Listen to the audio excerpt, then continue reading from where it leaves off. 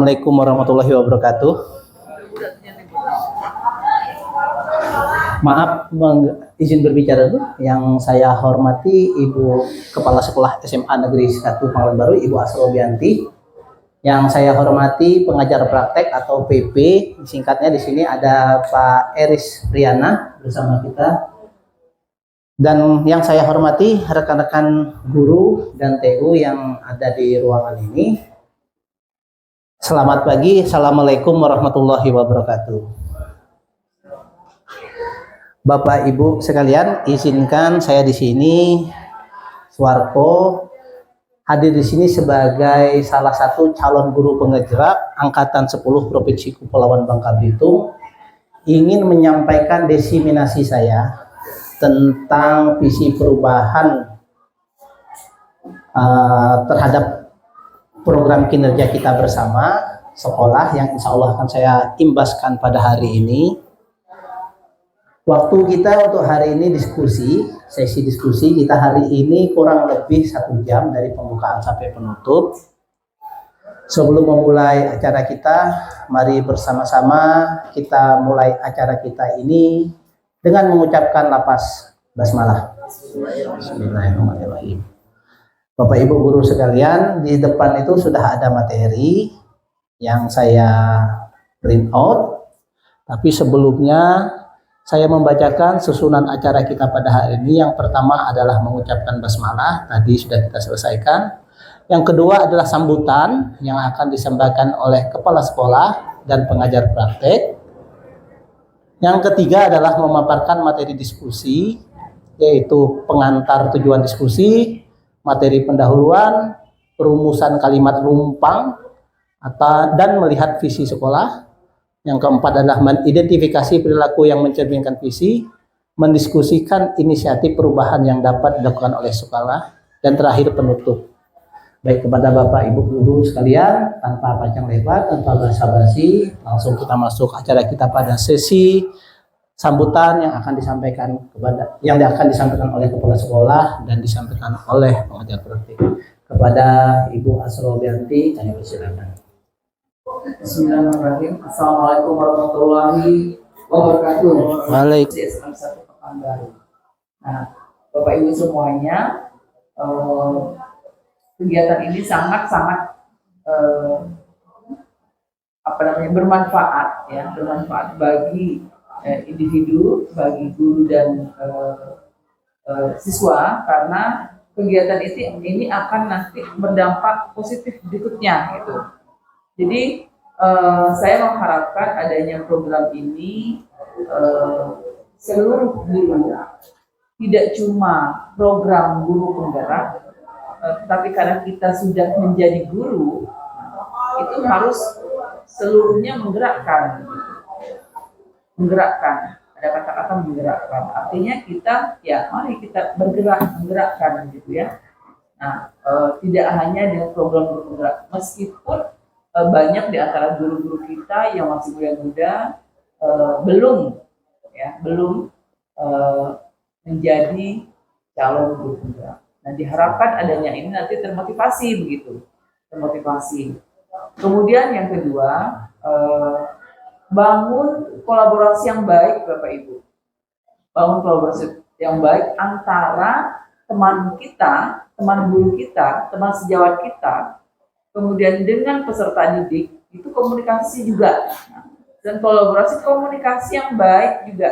Sehingga apa yang kita ini kan maunya kita, maunya sekolah, maunya dinas pendidikan itu satu, tercapai gitu dengan adanya kolaborasi dan komunikasi yang baik.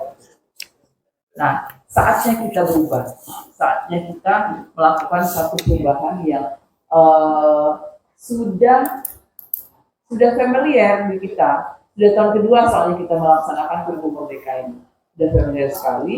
Dan saya rasa Bapak Ibu yang belum ikut CGP juga sudah familiar dengan kegiatan ini, dengan keadaan ini.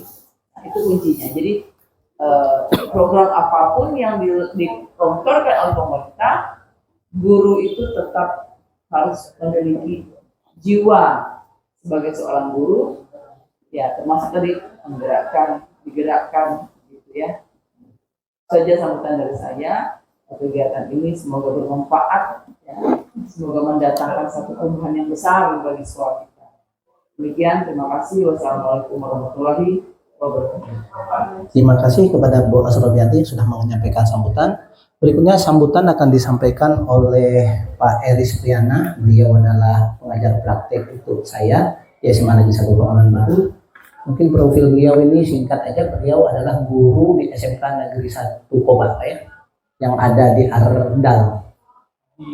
Penyak ya, maaf, Penyak. Nah, beliau saya juga belum kenal beliau semenjak saya daftar sebagai calon guru penggerak dan dapat pengajar praktek dari beliau.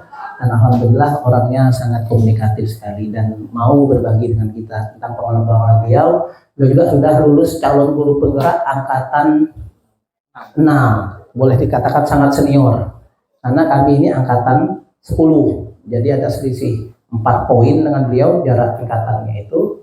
Dan beliau sudah termasuk orang yang boleh dikatakan mempunyai banyak pengalaman lah pada bidang guru penggerak ini, sehingga beliau dipercaya oleh BGP Provinsi Kepulauan Bangka itu untuk menjadi pengajar praktek bagi kami angkatan 10. Kepada Bapak Eris Priana dipersilakan. Baik, bismillahirrahmanirrahim. Assalamualaikum warahmatullahi wabarakatuh. Waalaikumsalam warahmatullahi wabarakatuh. Yang saya hormati untuk para Usulan atau kalimat rumpang. Kalimat rumpang itu apa sih? Kalimat yang perlu dilengkapi.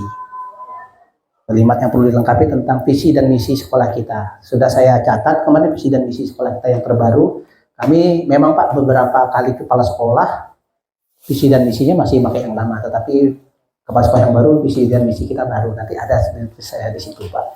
Sesuai yang disampaikan Bapak Eris dan Ibu Asrobianti, kata kunci yang saya hadirkan di sini adalah kolaborasi. Jadi Bapak Ibu, penting sekali kolaborasi antara kita dengan siswa. Kalau tidak ada kolaborasi yang bagus antara kita siswa, mungkin entah apa yang akan terjadi pada sekolah kita, yang jelas susah sekali bagi kita untuk mencapai visi dan misi yang kita inginkan. Visi dan misi Bapak Ibu itu berawal dari keyakinan kita tentang apa yang ingin kita capai kepada siswa kita. Visi dan misi di sini juga saya bagi menjadi 3. Kalau versi saya, pertama visi dan misi sekolah. Jadi sekolah itu mempunyai visi dan misi. Dari visi dan misi sekolah itu kita bisa mengadaptasi visi dan misi kelas. Ya, kalau Bapak Ibu mempunyai tanggung jawab seperti Ibu Nadia tentang kebersihan, dia mempunyai visi dan misi lagi yang berbeda. Tetapi tetap merujuk kepada visi dan misi sekolah yang kita tetapkan. Saya sebagai guru matematika mempunyai visi dan misi siswa yang saya inginkan terhadap pelajaran matematika. Jadi visi dan misi tidak hanya terukur dari sekolah saja. Visi dan misi kita miliki juga. Visi dan misi kita terhadap siswa kita di kelas, visi dan misi kita terhadap siswa kita di lingkungan kita, visi dan misi kita terhadap mata pelajaran kita, mau ngapain siswa itu belajar matematika atau belajar ekonomi apa. Jadi visi dan misi itu sebenarnya adalah garapan kita bersama. Bahkan hidup kita ini juga mempunyai visi dan misi. Nah itulah. Jadi tema saya hari ini adalah mendiskusikan cita-cita atau visi warga sekolah terhadap murid di masa yang akan datang. Nanti saya ada tugas di sini sedikit aja. Susunan acara. Nah, tujuan yang pertama adalah mendiskusikan cita-cita visi warga sekolah terhadap murid di masa yang mendatang. Tentu kita sebagai guru mendidik itu adalah kewajiban dan mempunyai visi. Kalau tidak mempunyai visi, mau ngapain kita mendidik itu kan? Tujuannya hilang. Dan yang paling penting adalah ini adalah dokumentasi bentuk karya pendampingan individu 2 atau PI2, visi dan prakasa perubahan guru penggerak. Oke, materi pendahuluan Bapak Ibu, mungkin sebelum menyampai visi dan misi ada sedikit materi pendahuluan tentang apa sih tentang visi dan misi untuk memperkuat analisis kita, pikiran kita tentang apa itu visi dan misi pribadi kita, kelas kita maupun sekolah kita. Pengertian dan tujuan budaya positif. Nah, ini visi dan misi yang ingin saya angkatkan ini adalah budaya positif. Masih berkaitan dengan kemarin termasuk disiplin positif itu ya. Budaya positif merupakan perwujudan dari nilai-nilai atau keyakinan universal yang diterapkan di sekolah. Jadi, budaya positif adalah Ada kalimat di sini keyakinan universal. Keyakinan universal ini adalah keyakinan yang disetujui oleh semua suku, agama, ras, bangsa, maupun negara manapun. Misalnya tentang kebersihan. Suku mana yang tidak mempunyai nilai kebersihan? Pasti setiap suku mempunyai standar dan mencintai kebersihan. Kerukunan, menghormati, ya, itu adalah nilai-nilai universal yang diakui di seluruh dunia, tak peduli latar belakang sukunya atau agamanya apa. Jadi itu dianggap nilai universal, nilai yang kita anggap baik bersama. Budaya positif dapat mendorong murid untuk mampu berpikir, bertindak, dan menciptakan proses pendekatan dirinya sehingga murid mampu memerdekakan dirinya, sehingga murid mampu mandiri dan bertanggung jawab. Nah, sekali lagi seperti yang disampaikan Pak Eris tadi, sesuai dengan filosofi Ki Hajar Dewantara bahwa pendidikan kita ini haruslah bertumpu pada murid. Kalau dalam istilah Ki Hajar Dewantara itu menghamba pada murid, tetapi dalam bahasanya kami di calon guru penggerak itu bertumpu atau berfokus pada murid, karena istilah menghamba pada murid itu seolah-olah ada keyakinan yang tidak membolehkan. Nah, konsep utama budaya positif di sekolah adalah konsep inti budaya positif terdiri dari beberapa bagian. Yang pertama, perubahan paradigma belajar, disiplin positif yang kita bahas kemarin dan saat ini, kebutuhan dasar manusia juga sudah dibahas kemarin dan hari ini juga akan kita bahas lagi nanti. Motivasi atau pembatas perilaku manusia, ini penting. Posisi kontrol guru, ini kita ulangi lagi pada pertemuan hari ini. Keyakinan kelas dan segitiga restitusi. Perubahan paradigma belajar, pembelajaran dengan paradigma baru, yaitu beriman, bertakwa kepada Tuhan Yang Maha Esa, berakhlak mulia, berkebinekaan global, gotong royong, mandiri, benalar kritis, dan kreatif. Nah, di sini ada profil pelajar Pancasila, isinya sama aja dengan yang di sini. Yang sebelah kanan ini, yang bawah saya tunjuk pakai pointer laser ini penjelasannya. Saya kira Bapak Ibu guru bisa melihat atau membaca di presentasi yang saya print out itu.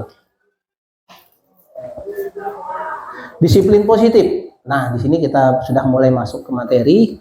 Disiplin positif adalah pembiasaan-pembiasaan hal baik, mencakup sikap atau perilaku maupun tutur kata oleh seluruh warga di sekolah, terutama bagi murid agar dapat berkembang menjadi pribadi yang kritis, mandiri, dan bertanggung jawab. Nah, sekali lagi, disiplin positif yang kita tuju di sini adalah kepada murid, tetapi bukan berarti kita sebagai guru tidak bisa belajar atau menggali nilai-nilai dan arti penting disiplin positif bagi diri kita.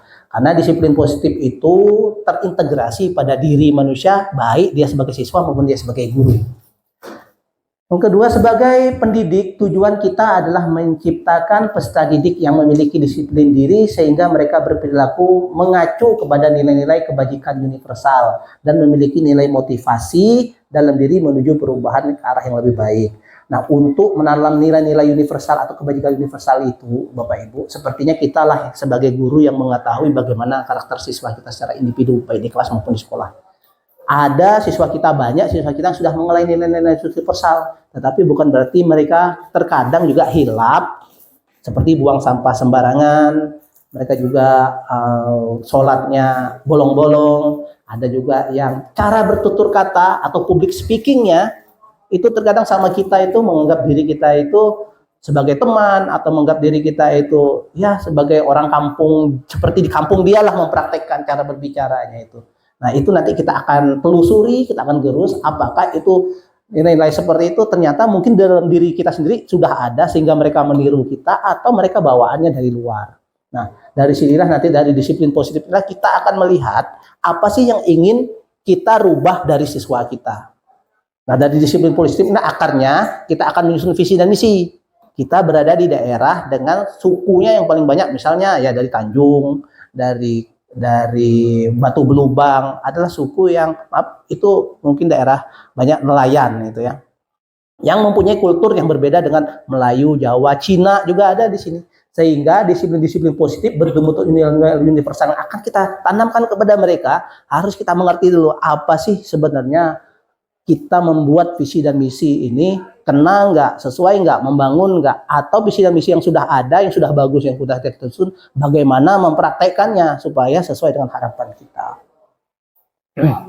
Kebutuhan dasar manusia. Nah, Bapak Ibu, siswa kita bertindak biasanya ada motivasi atau dorongan. Biasanya itu kebutuhan dasarnya. Kebutuhan merupakan dasar Kebutuhan merupakan dasar manusia, sesuatu yang kita lakukan untuk mendapatkan apa yang kita inginkan. Seluruh tindakan yang kita lakukan memiliki tujuan. Semua usaha terbaik yang kita lakukan agar kebutuhan dasar kita terpenuhi dengan baik. Nah, ini ada 5 piramid atau segitiga yang menggambarkan kebutuhan manusia. Kita belajar dari yang paling dasar ya, fisiologis. Kebutuhan fisiologis ini contohnya makan, minum, tidur, pakaian, dan lain-lain. Nah, dari kebutuhan fisiologis ini, kalau sudah terpenuhi, maka kita bisa berbicara kepada kebutuhan yang kedua, yaitu rasa aman. Saya rasa untuk fisiologis ini, siswa kita sudah termasuk semua. Kalau makan, alhamdulillah mereka makan semua paginya. Minum, insya Allah minumnya juga banyak.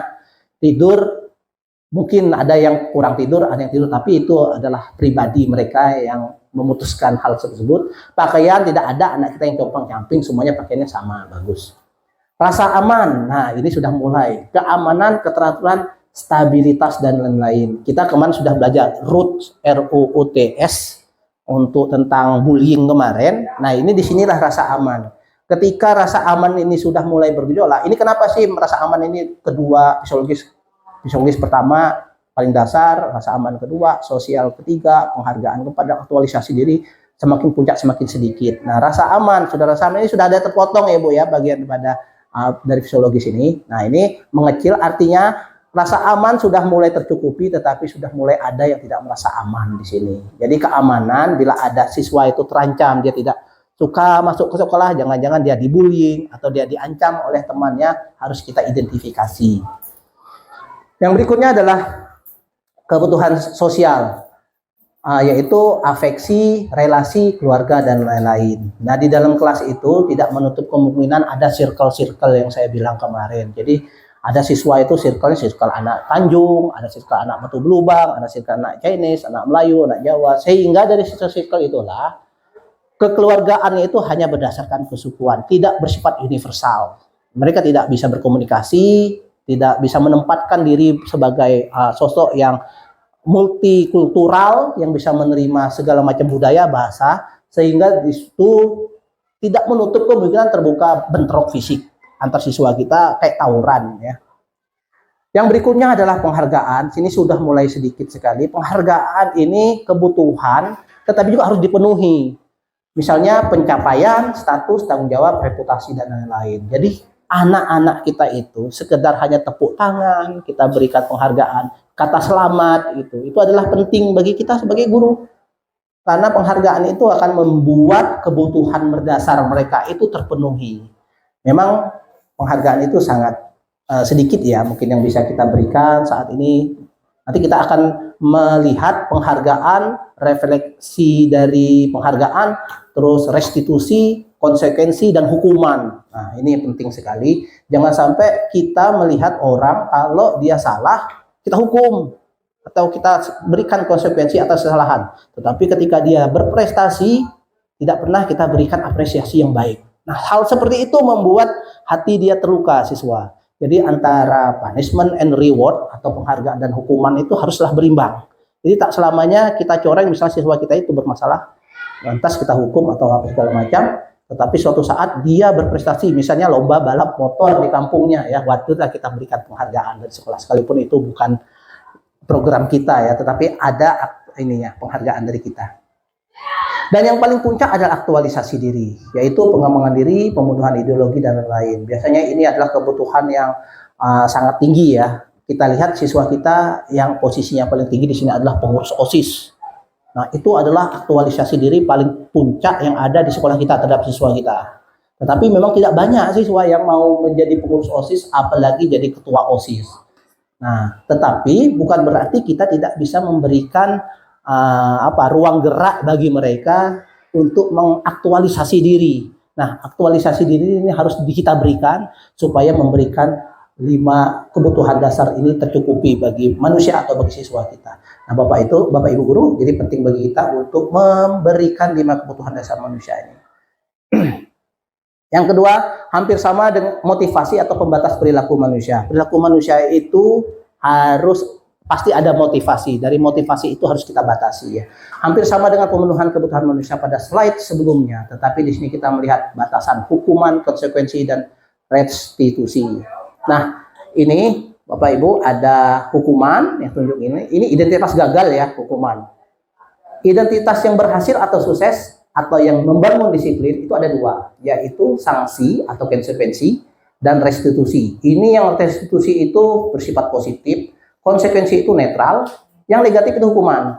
Kita mungkin ini kita sudah menggerakkan beberapa restitusi yang positif, tetapi hukuman yang negatif ini terkadang masih juga kita lakukan, sedikit-sedikit kita lakukan hukuman. Kenapa sih tidak boleh menghukum siswa sekarang?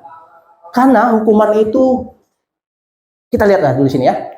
Itu yang pertama dikatakan di sini bersifat negatif hukuman. Kenapa? Karena mencoba mengontrol anak dengan penguatan negatif, membayar atau impas dari kesalahan. Jadi hukuman itu adalah membayaran dia atas kesalahan. Itu mendidik atau enggak, atau menyakiti hati dia atau enggak. Nah, itu perlu kita pikirkan lagi. Yang kedua, dampak pada murid. Murid itu akan marah, merasa bersalah, rendah diri, dan mengasingkan diri. Oke, kalau cuma segini. Kalau timbul rasa dendam dari mereka, dia menghadang kita di jalan. Berat juga, karena kita ini guru SMA, SMK. Sudah sangat besar mereka ya. Yang berikutnya, kenapa dipandang negatif hukuman yang kita berikan di sekolah? Tiba-tiba tidak diharapkan atau sangat melukai. Jadi kadang-kadang nilai hukuman itu kita tidak tahu standarisasinya bagaimana. Terkadang kesalahannya kecil, kita beri hukuman yang lebih dari kesalahannya. Karena kita memang bukan penegak hukum. Dan kenapa disebut negatif juga yang terakhir adalah menyakitkan. Guru menjalani konsekuensi dengan menyalahkan, mengkritik, menyindir, merendahkan. Nah, itu sangat menyakitkan ya. Kita sebagai guru mungkin ya dulu pernah melakukan hal seperti itu, yang saya yakin ke depan kita nggak akan pernah lagi ya. Nah, Bapak Ibu, berikutnya kita identitas yang berhasil, yang disiplin. Tetapi ini disebutkan konsekuensi itu bersifatnya netral, bukan positif ya. Ini akan ada negatif, netral, positif. Nah, netral, kenapa konsekuensi netral? Konsekuensi netral itu nanti kita bisa pahami lah, kita baca dulu sebentar. Yang pertama adalah mencoba mengontrol anak dengan penguatan positif. Baru sebatas mencoba, kata-kata di sini. Jadi mencoba itu bisa berhasil, bisa tidak. Maka dianggap netral ya. Yang kedua adalah kehilangan hak. Waktu jeda seorang diri, time out atau penahanan, detention ya. Yang ketiga, sudah diketahui dan masuk akal. Jadi konsekuensi ini sudah diketahui dan masuk akal. Jadi misalnya kita membuat konsekuensi bahwa siswa yang terlambat harus menyapu, membuang sampah, ya. Terus dibuat oleh guru dan murid atau anak. Yang terakhir, membantu guru menyatakan peraturan, melakukan peringatan, dan menetapkan konsekuensi. Nah, langsung aja kita bahas yang restitusi. Restitusi ini bersifat positif, hampir sama dengan konsekuensi. Di mana letak perbedaannya, kita lihat ini. Anak paham bahwa dirinya sendiri yang pegang kendali dan kontrol. Nah, disinilah bedanya antara konsekuensi netral, konsekuensi, restitusi, dan hukuman. Kalau restitusi ini anak itu sudah paham. Jadi termasuk bagian dari konsekuensi. Tetapi konsekuensi yang kita buat adalah bersama mereka. Jadi kita tidak serta-merta membuat ketika kamu terlambat, kamu buang sampah ya. Betul seperti itu. Tetapi restitusi itu lebih bersifat pemahaman antara kita dengan siswa. Kita bicarakan ke mereka, setuju nggak kamu? Kalau kamu terlambat masuk ke kelas Bapak suruh buang sampah. Oh ya Pak, saya setuju Pak. Oke, kali ini seperti itu ya. Nah, jadi ada komunikasi menentukan konsekuensi. Berbeda dengan konsekuensi murni yang kita buat tadi, tanpa mereka mengetahui, taunya kucuk-kucuk langsung disuruh buang sampah. Sebenarnya sama saja, cuma cara penyampaiannya yang sedikit berbeda. Murid atau anak tidak kehilangan waktu, namun bersemangat untuk memperbaiki diri. Dan saya sudah mempraktekkan ini kemarin itu. Saya suruh mereka untuk membuat konsekuensi di restitusi itu di depan buku mereka. Apa-apa segala macamnya itu. Kalau terlambat buang sampah, mereka catat semua segala macam. Dan kalau terlambat, saya cukup bilang, gimana konsekuensi kita, kesepakatan kita kemarin. Pak, buang sampah Pak? Oke, silahkan. Pak, nyapu Pak? Oke, silahkan. Jadi mereka sadar sendiri tanpa harus saya marah-marah, tanpa harus saya nasihati lebih panjang lebar, sehingga saya pun nggak banyak kehilangan waktu, cukup tersenyum. Gimana konsekuensi kita gitu aja ya. Berupa undangan untuk mengadakan restitusi. Nah ini kita undang mereka, kita buat keyakinan kelas kita itu, visi kita nanti di kelas itu. Fisik kita pelajaran biologi tuh, pelajaran matematika tuh. Bagaimana nanti kalau ada anak terlambat? Dibuat oleh murid atau anak, kita cukup membimbing. Kita sebagai manajer nanti cukup membimbing seperti ini loh konsekuensi, ini loh hukuman, ini loh restitusi. Kita bimbing sama mereka. Nanti mereka sendiri yang buat. Kalau kamu nanti terlambat, nggak mau ngapain kira-kira hukuman dari konsekuensi dari kamu yang akan kamu bangun. Keyakinan kamu terhadap diri kamu sendiri apa? Oh ini sanggup Pak, buang sampah segala macam, sekalipun dia belajarnya kurang tapi tenaganya oke, kita ya suruh aja lah buang sampah gitu ya. Dia sendiri yang membuatnya, bukan kita Bapak Ibu, kita hanya mengarahkannya saja. Menguatkan, guru menyebutkan keyakinan kelas, membimbing, kerangka acuan, berpikir restitusi murid dan anak. Jadi kita itu hanya menguatkan, hanya menyebutkan keyakinan, hanya membimbing mereka. Sebenarnya nilainya itu sudah ada di dalam diri mereka, nilai-nilai dari universal tadi. Kebersihan itu kan nilai bersama tuh, ketenangan dalam kelas nilai bersama tuh. Tidak ada ya siswa sebenarnya yang pingin kotor, tidak ada siswa yang pingin ribut di kelas. Kita hanya meyakinkan bahwa universal ini kamu nggak suku dari sini, dari A, suku B, suku C, bahasa ini, bahasa A, bahasa B, bahasa C. Yang jelas nilai universal ini harus kita pertahankan. Kamu nggak boleh sembarangan melanggarnya. Kita udah sepakat. Nah, kita bangun itulah kepada mereka. Pada intinya seperti itu yang ingin saya sampaikan. Oke, berikutnya 5 posisi kontrol. Nah, ini 5 posisi kontrol kita sebagai guru. Mungkin nih kita sudah melakukan 5 ini ya Bapak Ibu guru ya. Tapi kita tidak tahu kadarnya mana yang paling banyak ya. 5 posisi kontrol seorang guru. Identitas gagal, identitas berhasil atau sukses, identitas berhasil atau sukses kontrol diri. Nah, nanti pertama penghukum, yang kedua membuat orang merasa bersalah, yang ketiga sebagai teman, yang keempat pemantau, yang terakhir adalah manajer. Dari kiri ke kanan ini adalah puncaknya, yang paling kanan manajer, yang paling rendah adalah penghukum. Mungkin ini ya, dulu kita pernah berperan dari 5 ini, yang mana wallahu a'lam bishawab, hanya Bapak Ibu guru yang bisa menjawabnya. Sekali lagi ada kaitan dengan slide sebelumnya, itu ada motivasi. Motivasi adalah guru berbuat, guru berkata, hasil kalian dengan dunia berkualitas, murid berkata, dan dampak pada murid. Oke, kita bahas yang paling rendah Bapak Ibu sebagai penghukum. Coba lihat ini. Dikategorikan sebagai identitas gagal. Nah, ini posisi kontrol kalau kita sebagai penghukum dipastikan kita itu gagal. Ya, ini bukan saya yang bikin, sudah dari sananya. Yang pertama menghukum, guru berbuat, yaitu menghardik, menunjuk-nunjuk, menyakiti, menyindir, dari cubit perut, dari apa, menunjuk-nunjuk, berkata-kata yang kasar gitu kepada murid. Ini posisi penghukum. Ciri-cirinya seperti ini. Kalau kita berposisi sebagai penghukum. Terus guru berkata, kalau kamu tidak melakukan, awas ya, rasakan. Nah, ini ciri-ciri perkataan orang yang menempati dirinya sebagai posisi penghukum. Mengancam dia. Terus hasilnya seorang penghukum ini akan memberontak, menyalahkan orang lain dan berbohong. Nah, inilah hasil pada siswa kalau kita berposisi sebagai penghukum. Terus murid meletakkan guru di luar dunia berkualitas. Pandangan murid terhadap kita itu rendah jadinya. Kalau kita posisi penghukum, bapaknya suka menghukum, bapaknya suka kayak gini-gini ya. Nah, itu rugi kita sendiri ya. Murid akan berkata seperti ini dalam hatinya. Biarkan saja, nanti juga marah-marah lagi. Jadi dia tahu karakter kita sudah terbaca. Pasti ibu ini atau bapak ini gawe kerdas kayak marah. Marah kita itu tak bermakna lagi depan mereka akhirnya. Dan yang terakhir adalah mengulangi kesalahan. Asik dia dengan marah kita itu. Dia menganggap marah kita itu adalah suatu yang joke ujung-ujungnya. Asik sih, kangen sama siapa? Nanti dia jadi alumni, kangen sama marahnya bapak sama ibu ini.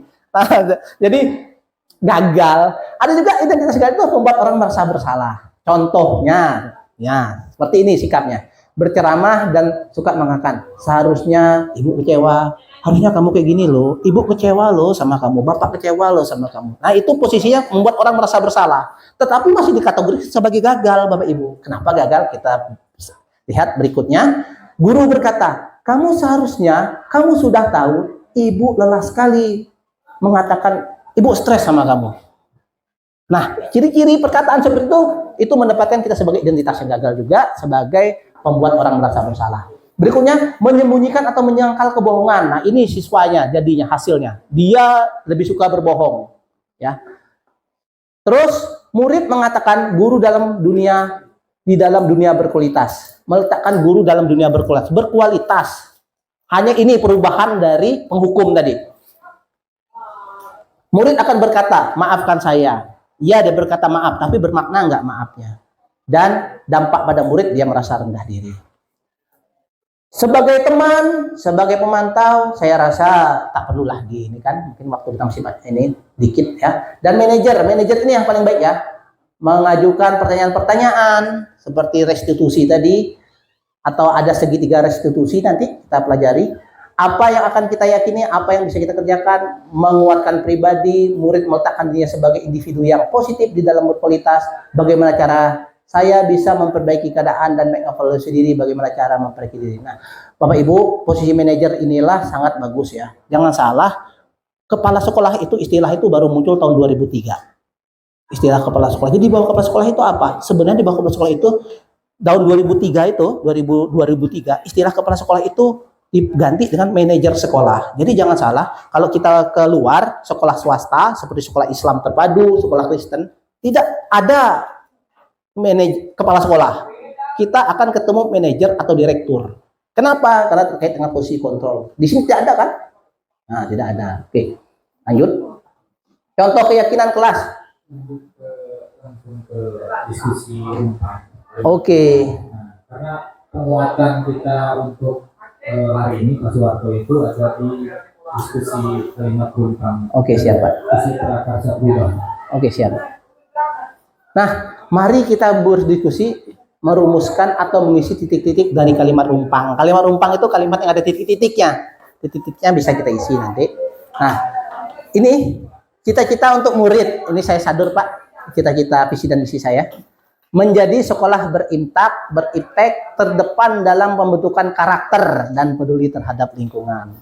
Ya, beriptek terdepan dalam pembentukan karakter dan peduli terhadap lingkungan. Nah, ini yang paling penting ya, pembentukan karakter dan peduli terhadap lingkungan. Bapak Ibu, inilah kalimat rumpang kita untuk murid ya, kita membangun visi dan misi kita. Kita memimpikan murid yang seperti apa sih? Bisa kita catat di sini. Kita percaya sesuai dengan ini Bapak Ibu ya, sesuai dengan visi ini. Kita percaya bahwa murid itu adalah apa? Nah, itu makhluk yang seperti apa, yang polos, yang perlu dididik, yang perlu diarahkan. Di sekolah kita mengutamakan apa?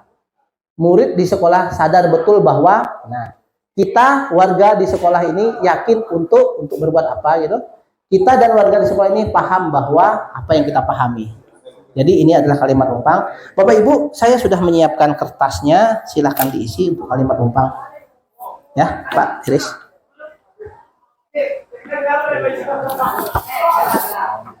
Tulis.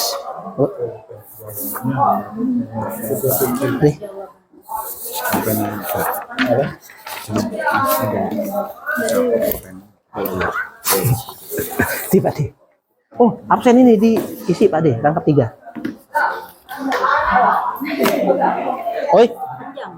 Oh. Ada yang nanya panjang atau enggak? Iya, seisi pengetahuan Ibu aja lah, Bu. Tentang kalimat rumpang ini. Penguatan aja Pak Suwarto. Kalimat rumpang ini adalah cita-cita. Impian kita terhadap murid. Misalkan murid kita, saya impikan murid saya itu ingin bernalar kritis. Nah, kita lihat kalau bingung, kita lihat ke profil Belajar Pancasila. Oke, sebetulnya impianku udah tercantum di profil itu sebetulnya tuh. Namun ini penguatan dari Bapak Ibu untuk impian murid tersebut itu nanti dituangkan ke visi sekolah. Oke, terima kasih masukannya. Seperti yang disampaikan Pak Iris, Bapak Ibu. Jadi sesuai dengan profil pelajar Pancasila, apa yang kita inginkan terhadap siswa kita ya. Bapak Ibu, mohon maaf, di depan ada snack dan minuman, silahkan dinikmati ya.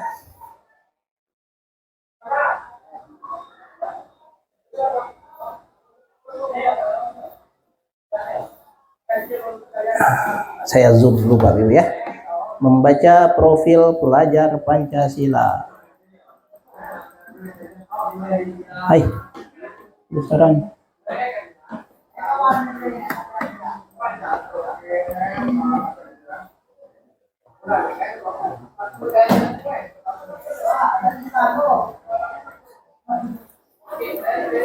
Nah, ini profil pelajar Pancasila ya. Akhlak beragama, akhlak pribadi, akhlak kepada manusia, akhlak kepada alam, akhlak kepada negara. Itu beriman, bertakwa, bertuhan yang Maha Esa ya. Berikutnya ada kebinekaan global warna ungu. Kebinekaan global. Mengenal dan menghargai budaya, berkomunikasi dan interaksi antar budaya atau interkultural istilahnya itu.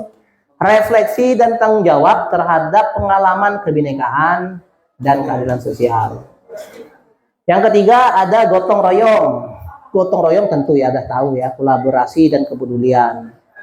Kolaborasi dengan sesama guru, dengan siswa, dengan sesama siswa, dan kepedulian kemudian terhadap kebersihan, keindahan, segala macam. Mungkin Bu Nadia lebih tahu. Yang keempat adalah kreatif, menghasilkan gagasan yang orisinil, tidak menjiplak orang lain, menghasilkan karya dan tindakan yang orisinil, memiliki keluasan untuk berpikir dalam mencari alternatif, solusi permasalahan, berinteraksi dan mengevaluasi mereka sendiri. Terus bernalar kritis, memperoleh dan memproses informasi dan gagasan, menganalisa dan mengevaluasi penalaran, refleksi dan evaluasi pikiran sendiri. Dan yang terakhir adalah mandiri. Nah, mandiri ini yang penting juga, pemahaman diri dan situasi regulasi diri. Jadi mandiri itu berdikari ya, berdiri di atas kaki sendiri. Oke, silakan Bapak Ibu diisi kalimat rumpang apa yang ingin kita capai pada siswa-siswi kita.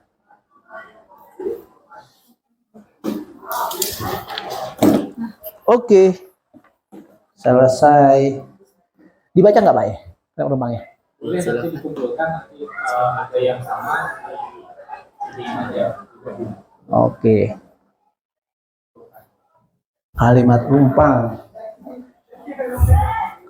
Ya. Belajar serel kan presentasinya. Iya. Ya, kalimat rumpang ya, apa yang ingin kita capai kepada siswa kita. Setelah kalimat rumpang nanti ada lagi tugas itu ya.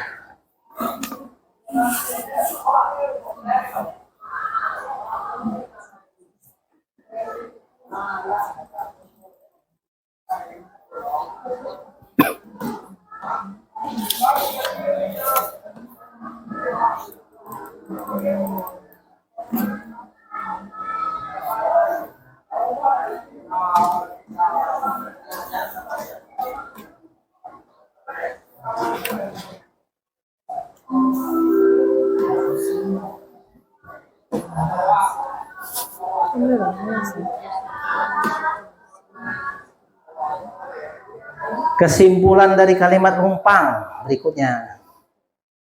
Kesimpulan dari kalimat rumpang. Penting bagi kita sebagai guru untuk menyimpulkan kalimat rumpang yang kita tulis dari slide sebelumnya. Oke. Baca ya. Ini saya bacakan kalimat rumpangnya Bapak Ibu. Visi sekolah menjadi sekolah beriptek terdepan dalam pembentukan karakter. Bagus sekali ya. Dan peduli terhadap lingkungan. Nah, ini sangat bagus sekali ya. Kalimat rumpang yang pertama, kita memimpikan murid yang bagaimana? Yang mengutamakan akhlak, karakter, sopan, santun terhadap guru dan orang yang lebih tua. Nah, ini ya. Nilai universal lagi, sesuai dengan profil pelajar Pancasila juga. Masuk semua ini ya, sangat bagus sekali kalimatnya. Nah, ini yang akan kita capai ya. Apa impian murid ke depan yang ingin kita capai? Yang kedua adalah, kita percaya bahwa murid adalah pribadi yang unik, masing-masing mempunyai karakter, ras, dan suku yang berbeda. Suku, bahasa, agama ya. Nah itu ya pribadi yang unik. Ini sifatnya tantangan. Apa yang kita hadapi tentang siswa kita, ya itulah kenyataannya. Berikutnya adalah, di sekolah kita mengutamakan apa? Akhlak dan karakter. Sangat bagus sekali jawabannya itu.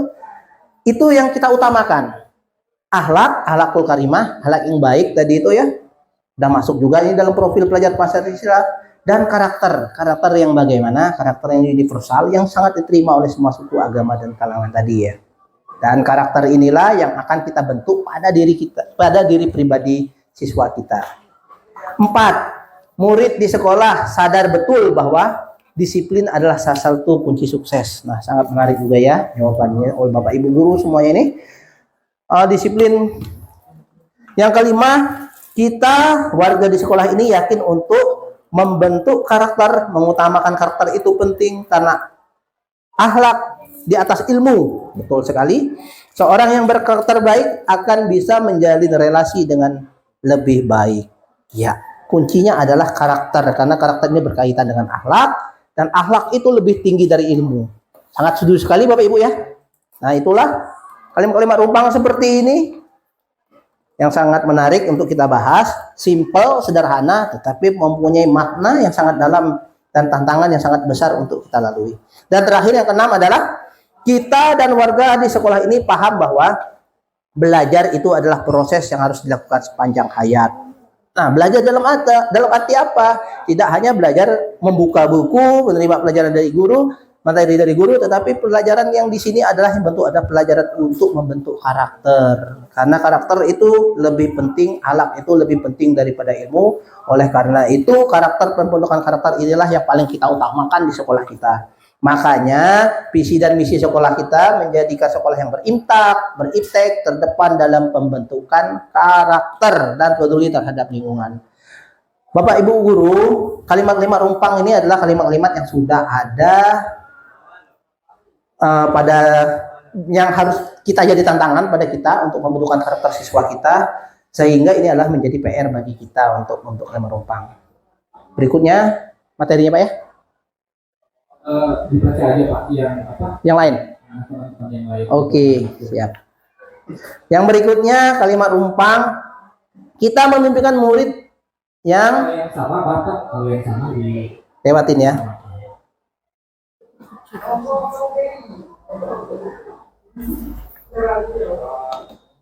Hampir sama semua ini Pak.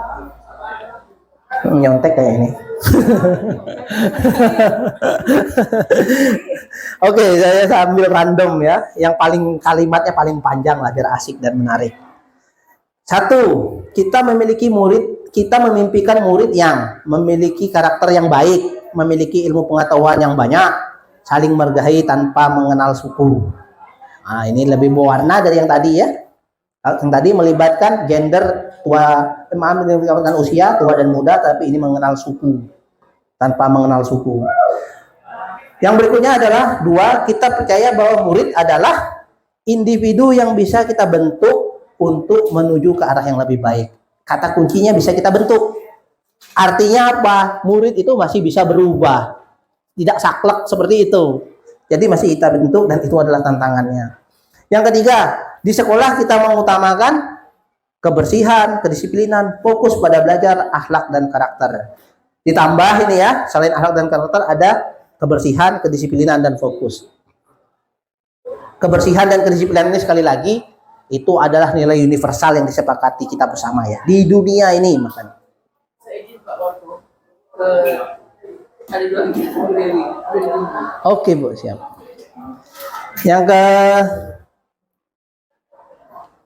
Yang keempat, murid di sekolah kita sadar betul bahwa apa yang dilakukan oleh guru adalah untuk kebaikan mereka. Wah, tentu sekali ya, bagus sekali ini ya. Nah, mereka harus sadar bahwa yang kita lakukan itu untuk mereka. Menanam kesadaran kepada murid bahwa apa yang dilakukan guru itu adalah yang terbaik untuk mereka, itu adalah yang jadi tantangan kita berikutnya ya. Menanam kesadaran. Yang kelima, kita warga di sekolah ini yakin bahwa menjadikan siswa menjadi individu yang beriman, bertakwa, dan berpengetahuan. Ada 3 kata kunci di sini, beriman, bertakwa, dan berpengetahuan. Yang terakhir, kita dan warga sekolah ini paham bahwa sekolah adalah tempat atau wadah untuk menjadi individu yang lebih baik. Sepakat kita ya, setuju. Tak ada tempat yang lebih baik selain sekolah. Saking baiknya sekolah itu disamakan dengan tempat ibadah. Lanjut Pak atau baca lagi?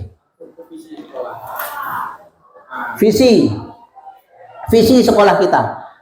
Visi sekolah kita adalah menjadi sekolah beriptek, terdepan dalam pembentukan karakter dan peduli terhadap lingkungan.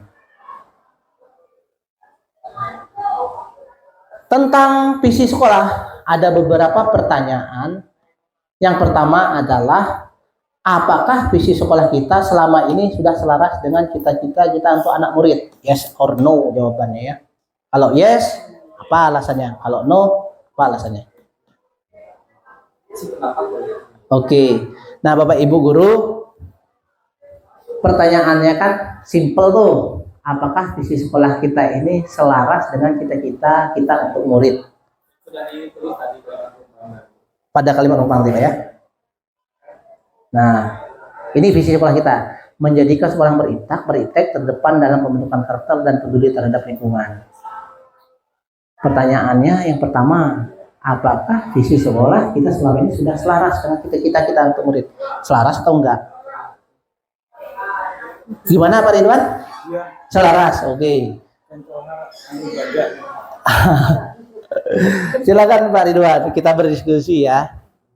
Kalau menurut saya ya sudah selaras, karena kita sudah tentunya yang ini setiap Jumat. waktu sudah melaksanakan ibadah, ya, perbuatan baik, ya, walaupun tidak sebenarnya baik istilahnya, tapi sudah melakukan hal yang terbaik bisa. Jadi sudah melaksanakan. Oke, sangat menarik sekali. Jadi visi dan misi sekolah kita sudah selaras. Memang Pak, sekolah kami ini sekolah yang pertama sekali melaksanakan sholat Jumat berjamaah di sekolah sejak dah berapa tahun yang lalu. Beliau itulah perintisnya. Saya itu mau seperti ini, di SMK. Jadi Sholat Jumat pulang gitu. nggak pulang. Kejadian tuh Iya, betul sekali. tiap kecelakaan tuh SMK di Penyak itu, ya hampir SMP itu. Jadi kalau di sini itu setiap lima waktu tanpa kita perintah tidak ada yang ada. Ya. Jadi tidak usah kamu ada tidak. Sudah berebut itu anak yang ada. Azan itu rebutan. Kan sudah ada untuk waktu kita. Jadi anak-anak itu sudah menunggu kurang 5 menit sudah ada di sana. Kelas 11 6 itu ya kelas 11 13. Nah, ini 13. Ya berebut itu asal azan itu ya. Nah, itu sudah kebiasaan. jadi bukan hanya pengingat waktu jam pergantian Ya, jam. itu sudah ini. Itu jadi laku kebiasaan. Betul. Oke, sangat menarik sekali ya. Beliau itulah Pak, tokoh yang mengubah sekolah kita menjadi sholat Jumat berjamaah di sekolah. Masjidnya juga dari ya sederhana, sekarang alhamdulillah masjid itu boleh dikatakan bersih, enak. Kalau mau ngadem tidur, kalau ada UT ujian di sini, orang UT senang sama masjid, selalu memberikan pujian. Masjidnya bersih, enak. Kalau mau naruh anak kecil, naruh bayi istirahat, bisa tempat situ. Oke, berikutnya mungkin Pak Yaumal. Ini Pak, maaf tadi ada yang unik nih.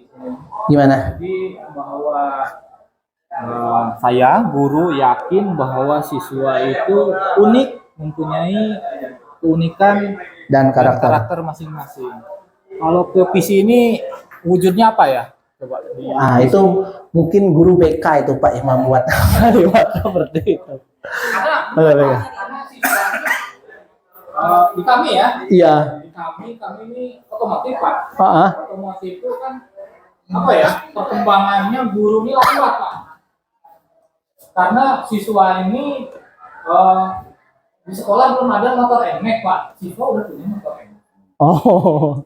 Jadi perkembangan di zaman sekarang ini untuk guru otomotif ya, itu siswa 5 kali lebih Cepat dari gurunya. daripada guru hanya 1 kali, siswa 5 kali.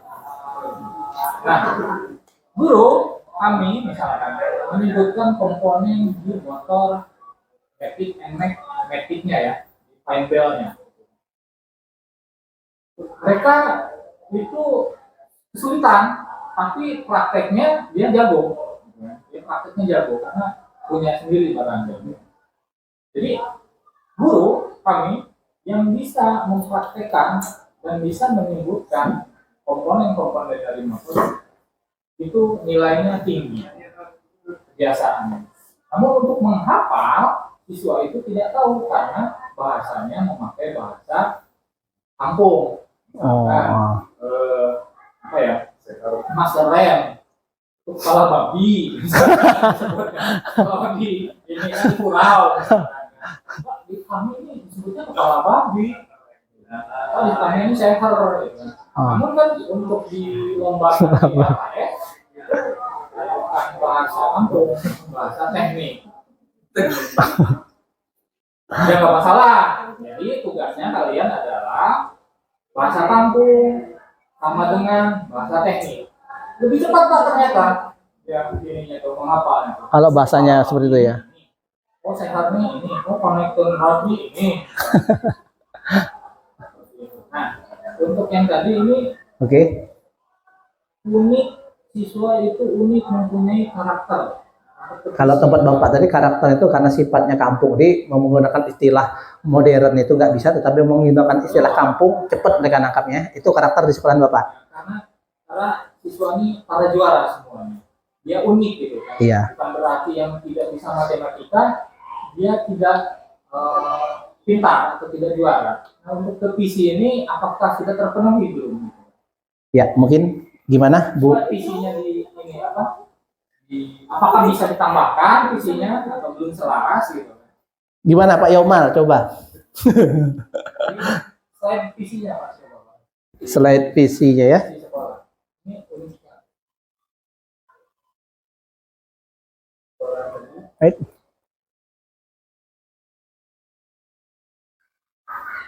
Nah ini. Tadi kan berkarakter udah ada. Nah, untuk uniknya masuk ke PC ini apa ya? Kata-katanya. Coba Cek. Kita nih yang iya. Kami ini Pak unik Pak. Mungkin berbicara unik itu banyak sih. Salah satunya itu anak murid kami ada yang dari Tanjung. Unik sifatnya itu. Jadi bisa berpotensi ya, mempunyai potensi masing-masing. Mempunyai potensi masing-masing. Mungkin Pak Yomal bisa menjelaskannya. Unik anak kita yang dari sana itu. Dari negeri seberang. Maaf ya sebenarnya. Ya kalau udah bangga Pak. Di situ udah ada pembentukan karakter ya, walaupun punya karakter unik. Jadi di situ udah divisinya itu ada pembentukan karakter. Jadi sudah ter apa namanya itu sudah termasuk itu uniknya di situ tuh sudah termasuk. Pembentukan karakternya nanti ya bagaimana di lapangan, apakah membiarkan karakter mereka pribadinya masing-masing seperti itu kayak Bapak tuh ya udah kita biarkan dia pakai bahasa daerahnya tapi kita sesuaikan dengan bahasa yang textbook tekniknya gitu. Nah, kayak gitu juga mungkin kami itu mereka biasa nongkrong duduk di apa nama tuh di depan kelas ya mungkin disesuaikan kakinya jangan diangkat ya karakternya ya silakan duduk tapi kakinya jangan duduk di atas meja atau apa mau duduk aja. Ini pembentukan karakternya seperti itu karena lebih ibaratnya ya, sudah masuk ke situ karakter unik mereka dan kita bentuk juga. Nah dengan tidak ibaratnya menghilangkan ibarat mereka suka nongkrong tidak menghilangkan mereka nongkrong tetapi kita membuatnya lebih sopan. Pembentukan karakter mungkin begitu. Terima kasih. Ya unik ya Pak ya. Kalau bahasa Bapak tadi itu menggunakan istilah kampung yang mungkin kalau orang lain mendengarkan itu kurang sopan. Kalau kami ini Pak, sukunya banyak Pak. Terutama saya yang ngajar matematika. Uniknya seperti ini Pak. Mereka ketika berhitung, mereka menggunakan bahasa Indonesia Pak. Kami ini ada yang dominan itu sukunya itu Butun, Bugis, Melayu, Jawa, Chinese di sini ya. Nah ketika belajar, mereka menyebutkan angka-angka itu dalam bahasa Indonesia 1, 2, 3, 4, 5, 6, 7, 8, 9. Tetapi ketika saya serahkan mereka diskusi di kelompoknya, mereka akan berkelompok berdasarkan sukunya. Saya ingat sampai saya hafal itu. Kalau Butun itu dia menggunakan istilahnya bahasa mereka. 1 itu isi, rua, tolu, popaa, polimo, pompicu, populu, segala macam. Iya sampai hafal saya. Kalau yang Chinese Jitni, Samsi, Engluk, Citpat, Imsip, mereka sambil ngitung tapi bahasanya itu di kelas pakai bahasa mereka. Yang Jawa, siji, loro, seperti itulah. Ketika dikembalikan ke asalnya. Dan ternyata setelah saya tanya, mereka bikin video pembelajaran. Mereka bikin video pembelajaran tuh, tugas dari matematika. Ketika saya lemparkan tugas itu ke daerahnya masing-masing ke mereka, mereka kan bikin berdasarkan kelompok mereka yang dekat-dekat sama rumahnya. Dan bahasa yang mereka gunakan pun dalam video itu ada terdengar masih menggunakan bahasa kampungnya. Jadi uniknya itu disitulah anak kami itu. Hal-hal seperti itu mau dibuang ya sayang, dipertahankan mungkin juga harus diarahkan seperti itu. Jadi berimpact terdepan dalam pembentukan karakter dan peduli terhadap lingkungan itu adalah nilai universal yang kami yakini di sekolah kami itu bisa kami kembangkan, Pak. Berdasarkan keunikan. Ini ya, pembentukan karakter ya. Iya, pembentukan karakter dalam menerima kultur atau istilahnya itu berkomunikasi dalam interkultural lah. Berkomunikasi dalam kultural yang umum yang bisa menerima perbedaan budaya antar mereka. Karena circle di tempat kami ini bahkan sampai ke ranah hukum, Mbak, gara-gara masalah ras itu. Kemarin bentrok ya Bu Dewi ya, yang dengan siswa Mesuk Melayu dengan itu Tanjung kemarin. Tapi itu jadi rahasia kami itu, Pak. Tidak bisa kami sampaikan secara lebih lanjut. Ya seperti itulah masalah pengembangan karakter dan peduli terhadap lingkungan ini adalah nilai umum yang kami yakini berdasarkan perbedaan ras, suku, agama, dan bahasa tadi adalah hal yang menjadi fokus yang bisa kami kembangkan. Jadi kami tidak bisa mengada-ngadakan kalimat yang lain, kalimat yang baru, yang mungkin melenceng dari visi dan misi kami, tetapi ini adalah kalimat yang kami anggap udah fit, udah saklek, udah mantap, udah paten, yang bisa kami bisa kami kembangkan untuk sekolah kami. Saya lanjutkan, Pak ya? Apa gimana? Penguatan aja gitu. Oke. Habis baterai ya. Oh, kesedot betul ya, tenaga dalam, Wan. Baik Bapak Ibu, terima kasih banyak sudah berdiskusi ya, sudah melengkapi kalimat tumpang. Di sini itu kalimat tumpang yang telah Bapak Ibu tulis itu bukan berarti visi sekolah itu harus dirubah. Namun nanti jadi bekal Pak Suwarto bahan diskusi dengan kepala sekolah. Kalimat tumpang cita-cita untuk murid itu, Bu, ternyata sudah terakomodir di visi sekolah kita. Jikalau belum, itu nanti bahan diskusi untuk Pak Suwarto. Misalkan yang tadi saya unik di sini saya sorot ini adalah mempunyai potensi masing-masing. Nah, misalkan bukan hanya siswa ini pintar berhitung, gitu kan. Di kami di otomotif itu ada yang namanya reaksi dari kimia dari pembakaran bensin dan udara. Ketika dihafalkan, siswa itu dia tidak sulit yang minta ampun, gitu kan. Reaksi kimia tadi. Namun ketika saya lihat lagi main gitar, coba kamu nyanyinya reaksi kimia ini, gitu kan. Kemudian main gitar, kenapa? Gitu kan. Jadi otomatis saya kasih nilai tinggi sama dengan siswa yang menghafal manual, gitu kan, atau tidak misalkan. Berarti siswa ini potensinya memang di nyanyi atau di seni seperti itu. Namun saya masukkan materi saya tentang reaksi kimia pembakaran antara bahan bakar dan udara. Seperti itu. Jadi kalau saya masukkannya di sini itu Pak Suwarto bukannya gimana ya, karena Iya, Pak. Tugas saya sebagai pengajar praktik dan di modul kemarin itu tentang visi itu dimulainya dari cita-cita guru semuanya. Nah, untuk yang potensi unik ini bisa dimasukkan dan didiskusikan dengan kepala sekolah dan guru-guru yang lainnya.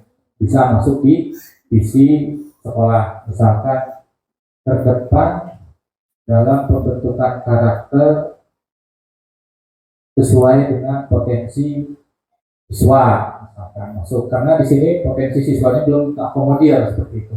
Mungkin itu sih. Terima kasih.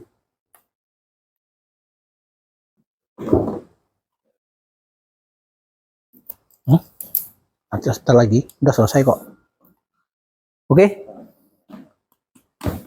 Oke, terima kasih Pak Eris. Langsung kita lanjutkan tadi Bapak Ibu ya. Nah ini. Nah, mari menggali pendapat apa inisiatif perubahan yang dapat dilakukan bersama untuk mencapai visi sekolah, apa saja kolaborasi yang bisa dilakukan oleh guru orang tua kepada sekolah untuk mewujudkan visi sekolah, apa bentuk kegiatan dapat dilakukan guru orang tua ke sekolah, dan terakhir apa saja langkah konkret yang akan dilakukan untuk merealisasikan rancangan prakarsa perubahan ini dan bagaimana rancangannya. Nah, Bapak Ibu, ini ada sedikit lagi yang terakhir, mohon diisi. Ambil isi, nanti kita langsung penutupan. Maaf. Beda lagi.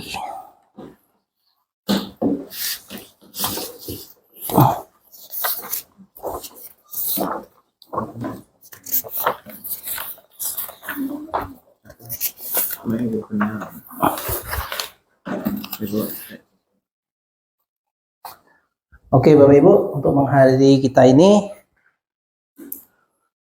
kesimpulan ya. Nah, dari kesimpulan kegiatan diskusi kita ini adalah sekolah idaman adalah sekolah yang mampu mengakomodasi kebutuhan murid. Untuk itulah visi harus dibuat. Dengan dibuatnya visi, sekolah akan membuat kita mempunyai arah dan tujuan yang jelas dalam setiap kegiatan di sekolah. Terima kasih. Udah Pak Eris seperti itu ya? Ya, mungkin sebelum kita mengakhiri acara kita ada closing statement dari Pak Eris kepada kami semua di sini. Kami persilahkan Pak Eris. Baik, terima kasih Bapak Ibu semuanya telah mengikuti acara diskusi tentang visi prakarsa perubahan yang dilaksanakan oleh Pak Soeharto untuk menyelesaikan tugas pendampingan individu terkait dengan visi prakarsa perubahan sekolah. Nah, Bapak Ibu, bahwa visi sekolah ini sangat penting, itu harus tadi seperti yang disebutkan harus mengakomodir, kita harus menghamba kepada murid. Visi prakarsa perubahan yang dilaksanakan oleh Pak Soeharto mungkin sudah ya Pak ya, yang dibaca itu visinya ada ditampilkan tadi ya. Ada sih Pak. Karena terbatasnya waktu, kan, biar tidak memperpanjang lagi mukadimah yang saya sebutkan, saya akhiri dan saya ucapkan terima kasih, mohon maaf atas segala salah kata yang saya ucapkan, minta mohon maaf, dimaafkan. Wabillahi taufiq wal hidayah. Wassalamualaikum warahmatullahi wabarakatuh. Waalaikumsalam warahmatullahi wabarakatuh. Bapak Ibu, sekian dari acara diskusi kita ini. Sebelum kita menutup, sebelum kita menutup nanti kita ada sesi foto bersama Bapak Ibu. Saya mohon. Terus sebelum juga acara ini kita tutup, mari kita berikan aplaus kepada Pak Eris Priana. Oke, Bapak Ibu, sesuai dengan agenda kita, ini adalah pengakhir dari acara kita hari ini. Saya juga secara pribadi sebagai presenternya di sini, mohon maaf bila ada kesalahan dalam penyampaian, dalam tindakan saya selama menjadi presenternya. Akhir kata saya ucapkan wabillahi taufiq wal hidayah. Wassalamualaikum warahmatullahi wabarakatuh. Mari kita tutup acara kita dengan lafaz hamdalah. Alhamdulillahirabbil alamin. Oke.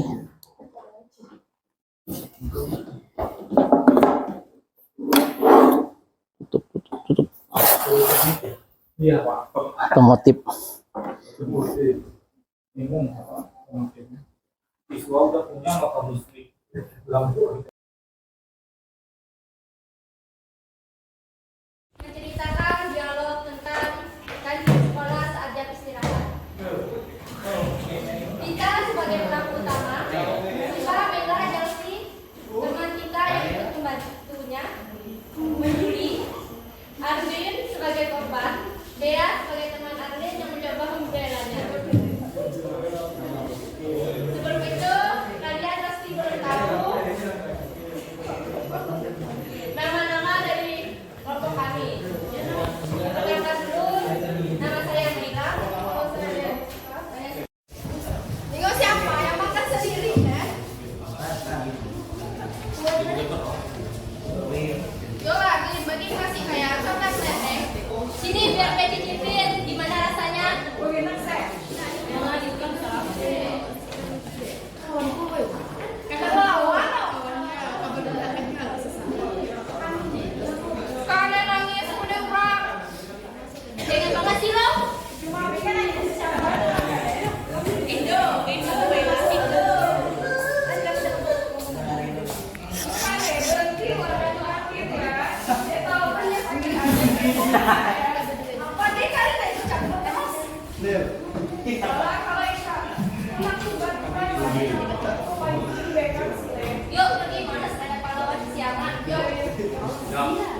Lihat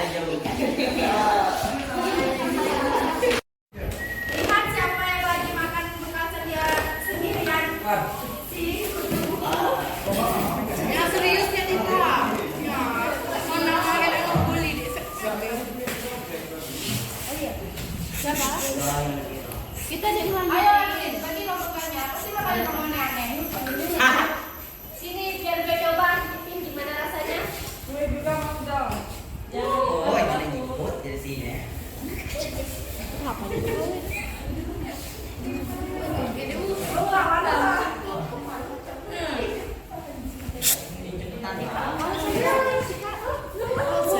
Kamera video Pak. Ini debut kamera. Bukunya nangis. Cekan banget sih lo. Oh.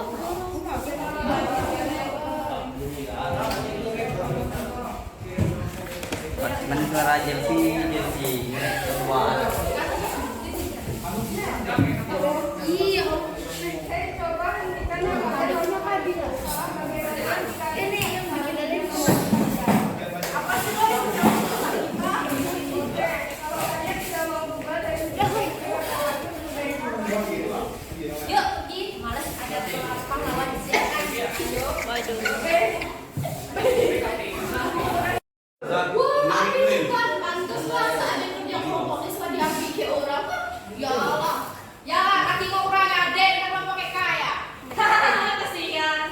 Yuk, ya benar.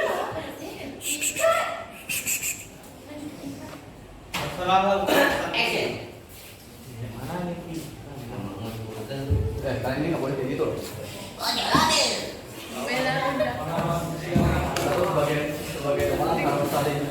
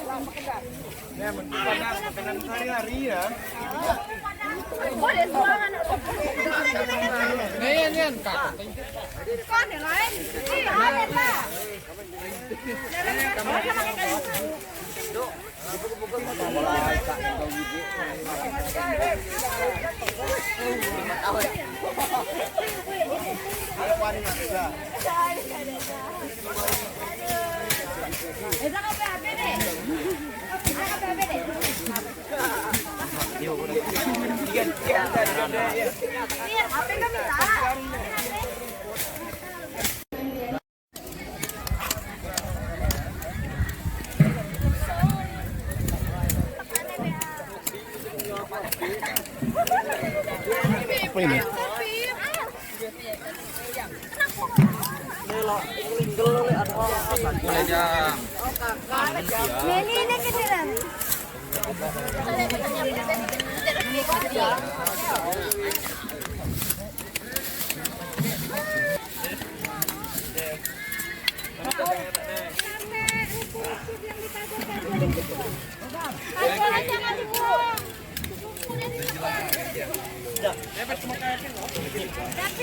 Rapi.